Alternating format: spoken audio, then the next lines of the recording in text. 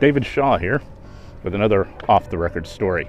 If you want to learn more about Washington, D.C., come visit my site, offtherecordtours.com. Let's go. Washington National Cathedral is one of my favorite places to bring visitors. It styles itself as a house of prayer for all people, and it's a Gothic masterpiece. It touches all of your senses with its carved stone, stained glass, music, wrought iron, and hand-carved wood. It's truly a wonder to behold. Regrettably, the cathedral is still closed, but one of its lesser-known spots, the Bishop's Garden, is open for all to enjoy. Originally, the Bishop's Garden was just that, a private garden for the bishop, who lived in this house, which is now the diocesan office. The Bishop's Garden becomes public in 1928 when this Norman arch becomes the new entrance to the garden. Let's go inside. And while we're doing that, look at this ironwork done by Samuel Yellen, artist in wrought iron, born in the Ukraine, and immigrates to the United States, setting up shop in Philadelphia, where he makes fixtures for Bryn Mawr College, Haverford, the University of Pittsburgh, and hundreds of universities and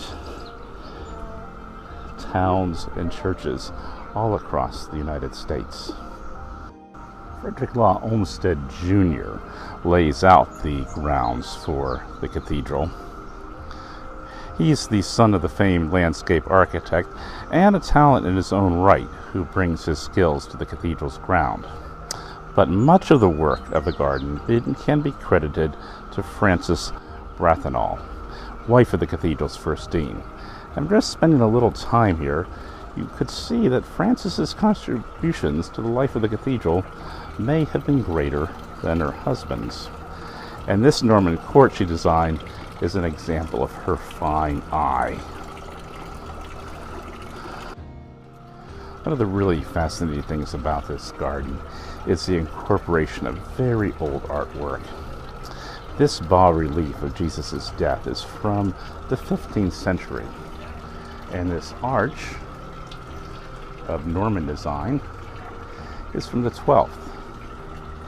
And they all fit in perfectly in Frances Brathanol's Norman court. Another example of this is here in the center of this small herb garden. The font is from around the 8th century, thought to be from a former abbey in France.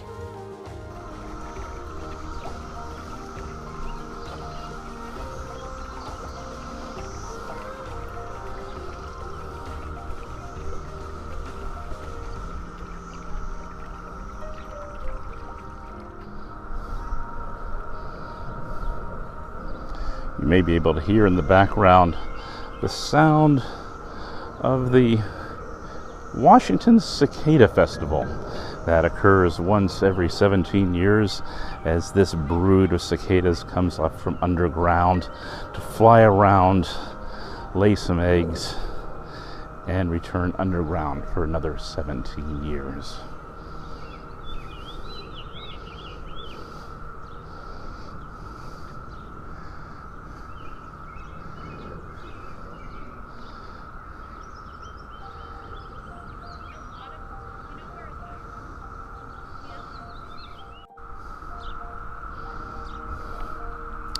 This garden room is called the Finial Garden. It has a finial stone that fell from one of the towers during the 2011 earthquake. Damage from the earthquake was quite extensive. And as you can see, restoration is ongoing.